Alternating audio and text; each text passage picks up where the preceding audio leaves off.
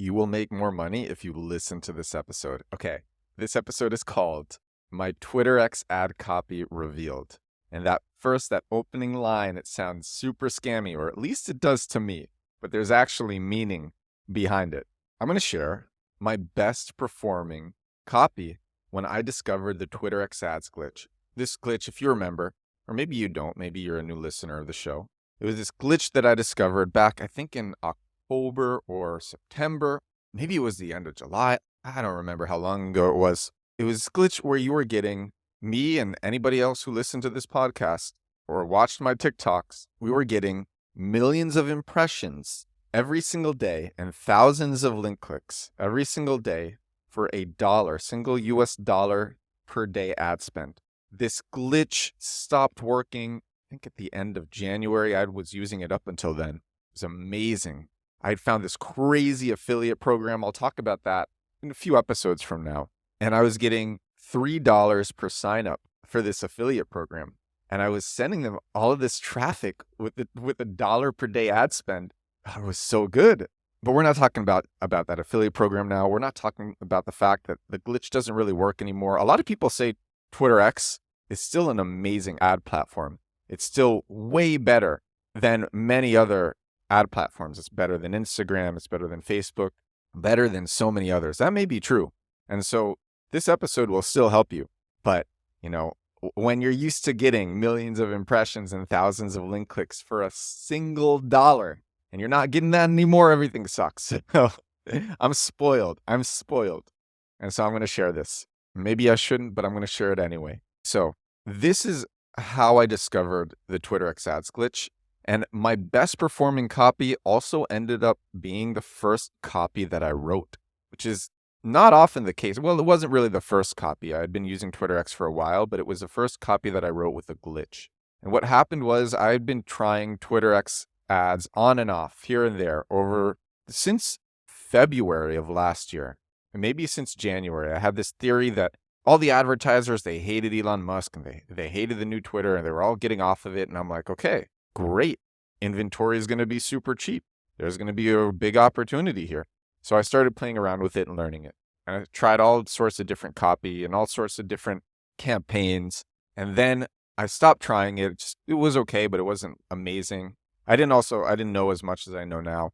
But then one day I'm like, okay, let me try it again. And I'm just going to put $1 a day and see what happens. And the reason I did $1 a day is I wanted to just see what I would get with $1. I was going to do, okay, set for $1. If it's good, I'll scale it up.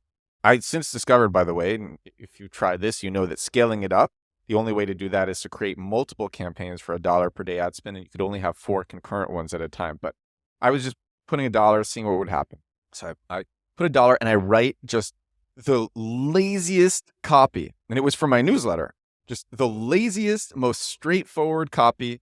Just write it without even thinking. And I say, you will make more money if you subscribe to this marketing newsletter. The creative is just my face. It's my default picture where I have my hand up to my beard. And then I think the headline was Ed's Growth Hacking Newsletter. That's what I wrote. Didn't think twice about it. Played around with the settings, and I left my house and I went for a bike ride.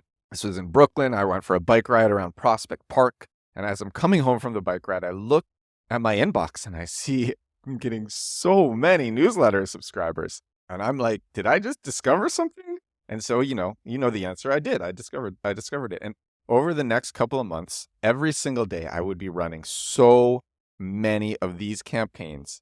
And I tried so many different pieces of copy. I even took a copywriting course. I wanted to see how much I could juice it.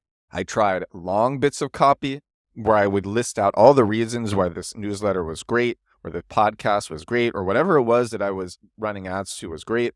I tried long bits, ones that were more complicated, or ones that were just poetic, ones that had amazing alliterations, ones that were written by ChatGPT. But the best performing one was just the first one that I came up with. It was the laziest, most straightforward, most relatable copy, because the people who I'm advertising to, they want to make more money, and that's why they're signing up to a growth hacking newsletter.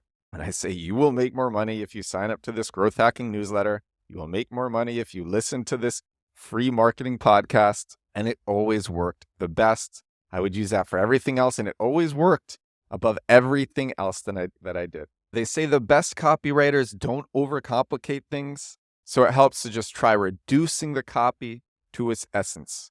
What does the reader want? This is what you're going to get. Yesterday's episode, I think it was one of my better episodes. I think it was a really good one of this podcast. That was episode 252. I think the title is Lazy Marketing versus High Effort Marketing. And this is totally along those lines. My best copy was my laziest. And oftentimes, lazy copywriting is usually better. Lazy copywriting and lazy marketing is usually better. It's the people who don't think too hard about it, and so they just do what is most straightforward. They just do what makes the most immediate sense. And that, a lot of the time, is the most effective. So that was the case with Twitter X ads. That's been the case with a lot of copy that I've since written since then. You just write what is the most straightforward, the most relatable, the most authentic, and oftentimes the laziest. I think the best newsletters that I send, they're the things that I just find so interesting that I would share them with a friend anyway. They're so good that I was going to share with a friend, I might as well write a newsletter about it. And then those are my best performing newsletters. By the way, my newsletter is edwardsturm.com/newsletter. But so if you're writing copy, and a lot of us are, try not to second guess yourself. Write the laziest stuff that you can come up with, the most direct, straightforward stuff that you can come up with, and then you can optimize it after. At least that's what I did. And the conversions that I was getting on those ads were insane. This is episode 253 of The Edward Show. If you were trying the Twitter X ads glitch, I haven't tried it for, I think, 2 weeks. Every now and then I'll give it another try. I hope it comes back. It hasn't since January.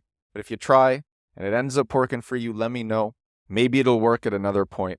People still love the Twitter X ads platform. People still say it gives some of the highest ROAS, some of the highest return on ad spend. And so if you try it, let me know how it is. Let me know how this copy works for you. Let me know how the lazy copywriting style works for you. And I will talk to you again tomorrow. Bye now.